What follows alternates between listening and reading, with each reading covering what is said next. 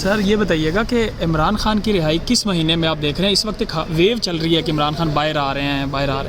دیکھیں عمران خان کی رہائی جو ہے نا انشاءاللہ جلد ہوگی، اللہ تعالیٰ کرے گا، لیکن وہ جو بھی ہوگا وہ قانون کے مطابق ہوگا اور جو لیگل پروسیڈنگ ہے اس کے مطابق ہوگا.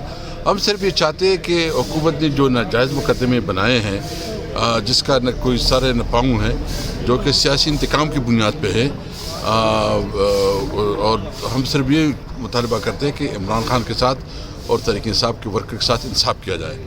ان کے اوپر جو اداروں کا پریشر ہے عدالتوں کے اوپر اور اس قسم کے دباؤ کو ختم کیا جائے اور انصاف کے مطابق جو ہے نا عمران خان کا معاملہ کیا جائے. اپنا اسد کیسر صاحب یہ بتائیں کہ حکومت اور آپ کے درمیان جو ہے مذاکرات تو شروع ہو گئے ہیں. آپ نے کہا کہ ناجائز مقدمات کی واپسی، تو یہ آپ چارٹر آف ڈیمانڈ میں کیا ایسی وہ کہہ رہے ہیں؟ آپ چارٹر آف ڈیمانڈ میں ہمیں بتائیں. دیکھیں ڈیمانڈ نہیں ہے، ہمارا حق ہے. ہم بیسیکلی سمجھتے ہیں کہ جو ہمارے ساتھ ہوا ہے انتہائی ظلم ہوا ہے، سیاسی اور انتقامی بنیادوں پہ ہوا ہے.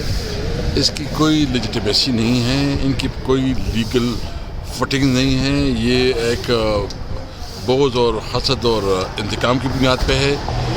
مطلب اس لیے ہم چاہتے ہیں کہ یہ ہمارا حق ہے کہ ہمیں آئینی ہمارے حقوق ملے اور انصاف ہو. بس ہم انصاف چاہتے ہیں. سر جوڈیشل کمیشن بنے گا اس کے اوپر، ثانیہ ڈی چوک کے اوپر اور 9 مئی کے اوپر؟ ہمارا مطالبہ ہے بننا چاہیے، اور ہم سمجھتے ہیں کہ جوڈیشل کمیشن ہی اس سب چیز. ایک تو عوام نے جوڈیشل کمیشن بنایا، 8 فروری کو عوام نے 9 مئی کا جو بیانیہ تھا اس کو دفن کر دیا. ابھی جوڈیشل کمیشن جو ہم چاہتے ہیں تاکہ انصاف ہو. حکومت نہیں تو آپ عوامی جوڈیشل کے مطالبے پہ قائم ہے کہ آپ کو واپس ملے. دیکھو اس وقت جو ہے نا جوڈیشل کمیشن کے بغیر تو ہمارا کوئی مطالبہ ہے ہی نہیں.